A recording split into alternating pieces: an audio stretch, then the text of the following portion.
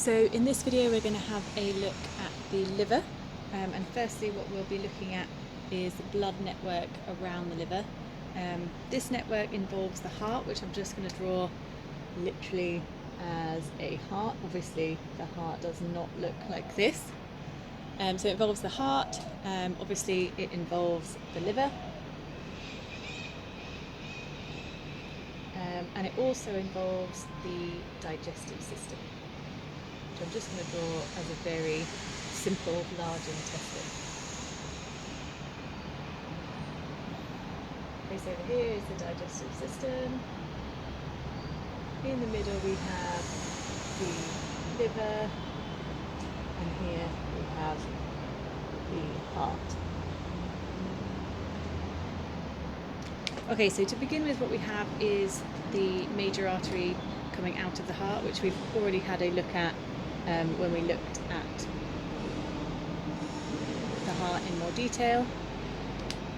And this is obviously the aorta. Now the aorta doesn't just go around on its own and feed the whole of your body. The aorta splits into smaller arteries, lots of different ones that go around your body, but the two that we will be looking at in this specific example is the first one, which will split off and it will go to the liver, and this is called the hepatic artery. Now in this topic you'll hear the word hepatic quite a lot. Anything that has got hepatic is to do with the liver, similar to how pulmonary means it is to do with the lungs. So hepatic is anything to do with the liver. We also have another artery which will branch off and it will come over to here, to the digestive system.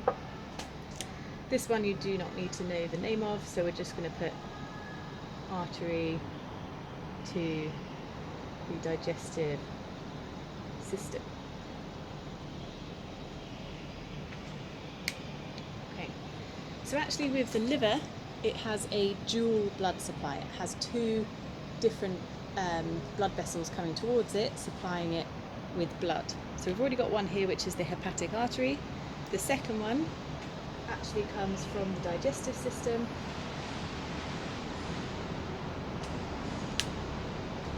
and this is called the hepatic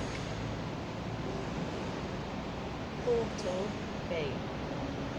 Now it's very important not to miss out that middle word, portal, because in a minute we're going to have a look at the hepatic vein. So this one specifically coming from the digestive system, so from the stomach or from the intestines, is the hepatic portal vein, and it comes in here and joins up with the hepatic artery, and these together will form a network inside of the liver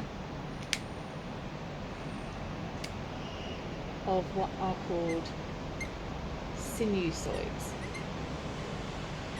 Now these are actually very similar to capillaries, but the main difference between sinusoids and capillaries is that the sinusoids are not completely lined with cells, and this is something you'll look at a later date.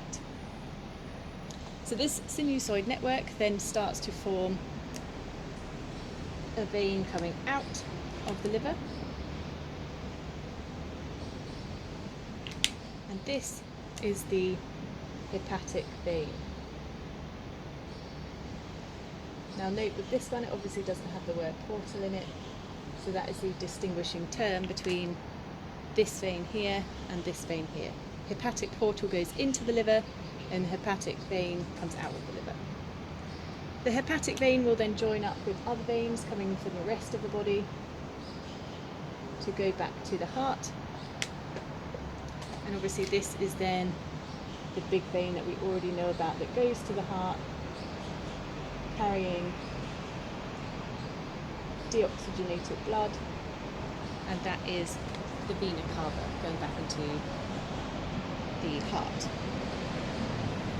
Okay, so some key things that we're going to go through. Firstly, the difference between the blood in a hepatic artery, so this one here, and the hepatic portal vein, so the two blood supplies to the liver. So firstly we're going to have a look at the hepatic artery.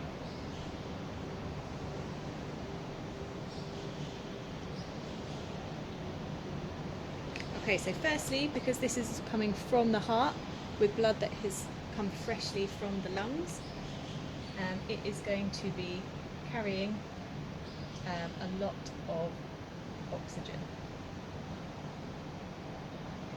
And this is coming from the heart and will branch off from the aorta. The hepatic artery, therefore, is supplying the liver for the things that the liver needs to be doing itself. So, for example, respiration is something the liver will need to be doing, and the hepatic artery will bring oxygen-rich blood for that to happen. The other one is the hepatic portal vein.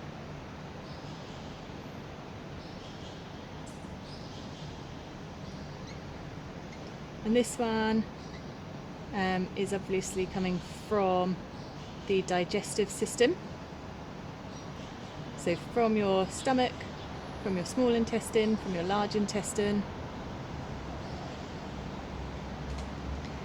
It will have a lot less oxygen in it. So this is not an oxygen-rich vein. This one is actually carrying things probably that the liver is then actually going to sort out.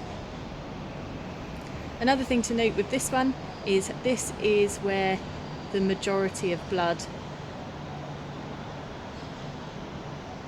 is entering the liver from. So much more blood from the hepatic portal vein compared to the blood that is coming from the hepatic artery. So the majority of blood to the liver comes from the hepatic portal vein. So with the liver, this has got many roles. It's not just one role that it's doing here. I'm just going to put them here as keywords, and these will be things that you'll look at a bit later.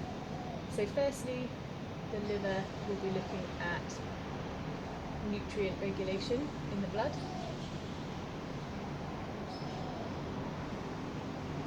So is there enough? Is there not enough? How can the liver then help to modify that? The liver will also take out or store toxic substances from the blood.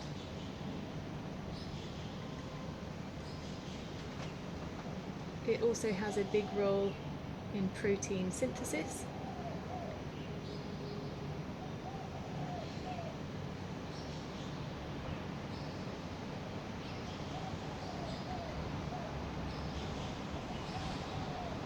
It's a key area in the body for storage of different molecules, and it also plays a big role in erythrocyte breakdown. So erythrocytes are red blood cells, hence why I put RBC. So erythrocyte or red blood cell breakdown is another thing that the liver does.